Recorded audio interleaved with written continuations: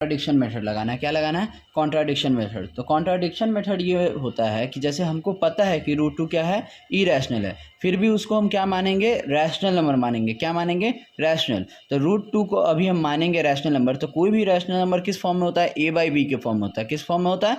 A by B के form में होता है। अब सबको पता है सर, जब ए बाई बी के फॉर्म में कोई नंबर है तो वो क्या होगा? सिंपलेस्ट फॉर्म में होगा। किस फॉर्म में होगा? सिंपलेस्ट फॉर्म में होगा। तो ए बाई बी अगर सिंपलेस्ट फॉर्म में है तो इन दोनों का कॉमन फैक्टर सिर्फ और सिर्फ क्या हो सकता है? 1 हो सकता है। अगर कोई भी नंबर आप सोच के देखिए, अगर वो क्या है? सिंपलेस्ट फॉर्म में। किस फॉर्म में है? सिंपलेस्ट फॉर्म में। तो उसका सिर्फ कॉमन फैक्टर 1 हो सकता है, उसके अलावा कुछ नहीं हो सकता है। तो सपोज आप मानिए कि जब रूट 2 क्या है, तो आप ऐसे लिख सकते हैं रूट 2 बराबर ए बाई बी। तो रूट 2 इधर है तो क्या आप स्क्वायरिंग ऑन बोथ साइड कर सकते हैं? हाँ सर, कर सकते हैं। बहुत आसान सा बात बोल रहे हैं हम। क्या बोल रहे हैं? Squaring on both side. चलिए अब बात मानिएगा कि अगर रूट 2 इंटू रूट 2 अगर हम स्क्वायर किए तो क्या हो जाएगा? 2 हो जाएगा। अब ए स्क्वायर बाई क्या हो जाएगा? बी स्क्वायर हो जाएगा। अब बी स्क्वायर को हम लिख सकते हैं इधर मल्टीप्लाई में। बी स्क्वायर को हम इधर क्या लिख सकते हैं? मल्टीप्लाई में लिख सकते हैं। तो बी स्क्वायर तो 2b square is equal to A square हो जाएगा। सिंपल सा बात है, कोई दिक्कत नहीं है, नहीं ना है? तो अब ज़रा ध्यान दीजिएगा। अब हम लिख सकते हैं कि सर ऐसे लिख सकते हैं बी स्क्वायर बराबर ए स्क्वायर बाई 2। यानी हमको यहाँ पे पता चल रहा है कि 2 क्या कर रहा है? डिवाइड कर रहा है किसको? 2 डिवाइड्स ए स्क्वायर को। अब बात को याद आपको आ रहा होगा कि सर मैंने एक क्या पढ़ा है? थ्योरम पढ़ा है कि जब कोई नंबर, कोई प्राइम नंबर, एकदम सही से बोलिएगा, जब कोई प्राइम नंबर किसी नंबर के स्क्वायर को अगर डिवाइड करे, जब कोई प्राइम नंबर किसी नंबर के स्क्वायर को डिवाइड करे तो वो उस नंबर को भी डिवाइड करेगा। तो 2 अगर डिवाइड कर रहा है ए स्क्वायर को, तो 2 यहाँ पे किसको और डिवाइड करेगा? तो 2 तुम्हारा ए को भी डिवाइड करेगा। जैसे ये समझिएगा, 2 डिवाइड्स ए स्क्वायर, तो 2 डिवाइड्स ए आल्सो। इतना बात आपको समझ में आ गया? ठीक है। अब इतना तुमको समझ में आ रहा है कि क्यों ऐसा होता है। तो ये थ्योरम है कि जब 2 क्या है? 2 एक प्राइम नंबर है। 2 is a prime number. 2 is a prime number and 2 divides A square, तो 2 डिवाइड्स ए आल्सो।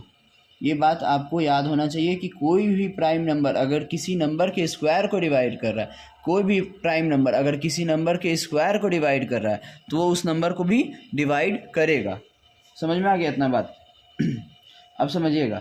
अब मान लो अगर 2 ए को डिवाइड कर रहा है, फील करना बात को। 2 क्या कर रहा है? ए को डिवाइड कर रहा है। तो कुछ ना कुछ वहाँ पे कोसेंट आया होगा, कुछ ना कुछ कोसेंट आया होगा ना, तो हम उसको सी मान लेते हैं। कुछ ना कुछ रिमाइंडर आया होगा, उसको 0 मान लेते हैं। ठीक है। तो अब सबको याद होगा कि सर डिविडेंड बराबर क्या होता है? डिविडेंड बराबर divisor into quotient plus remainder. तो डिवाइज़र यहाँ पे हमारा क्या है? डिविडेंड है ए, डिवाइज़र कितना है? 2, कोसेंट है सी, अब प्लस 0। तो ए बराबर हम लिख सकते हैं 2c प्लस 0। तो इसको हम ए बराबर लिख सकते हैं 2c। कोई डाउट नहीं। तो अब हमको पता चल गया। अच्छा सर, कोई नंबर जब मान लीजिए ए को कोई नंबर डिवाइड कर रहा है, जैसे ए को कौन डिवाइड कर रहा है? 2 डिवाइड कर रहा है, तो वहाँ पे कुछ ना कुछ कोसेंट होगा ना। तो वहाँ पे सी हमारा क्या है? कोई नंबर हो सकता है। ठीक है। तो अब हम लिख सकते हैं ए बराबर 2c। चलिए अब इसको क्या हम इक्वेशन 1 में पुट कर सकते हैं। हमको पता है कि सर हमारे पास क्या है? 2b square. क्या है? 2b square is equal to A square. ठीक है ना?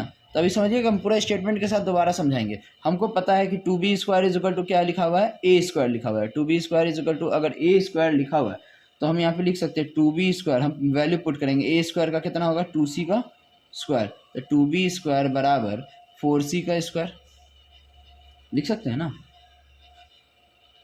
कोई डाउट? अब ये 2 और ये 4 कट जाएगा तो आ जाएगा b स्क्वायर बराबर 2c का स्क्वायर आ जाएगा। b स्क्वायर बराबर 2c का स्क्वायर। तब जब b स्क्वायर बराबर हम 2c का स्क्वायर लिख रहे हैं तो यहाँ पे तुमको दिख रहा होगा कि यहाँ पे 2 किसको डिवाइड कर रहा है? c स्क्वायर बराबर हम लिख सकते हैं b square by 2, b square by 2। तो यहाँ पे तुमको समझ में आ गया कि 2 किसको डिवाइड कर रहा है? 2 डिवाइड्स b स्क्वायर, तो 2 डिवाइड्स b एल्सो।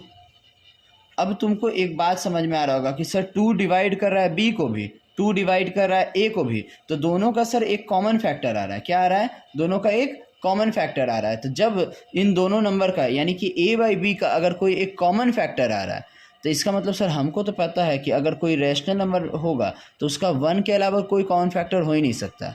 अगर ये रैशनल नंबर होता तो 1 के अलावा इसका कोई और कॉमन फैक्टर नहीं होता, तो यानी कि सर ये रैशनल नंबर नहीं है।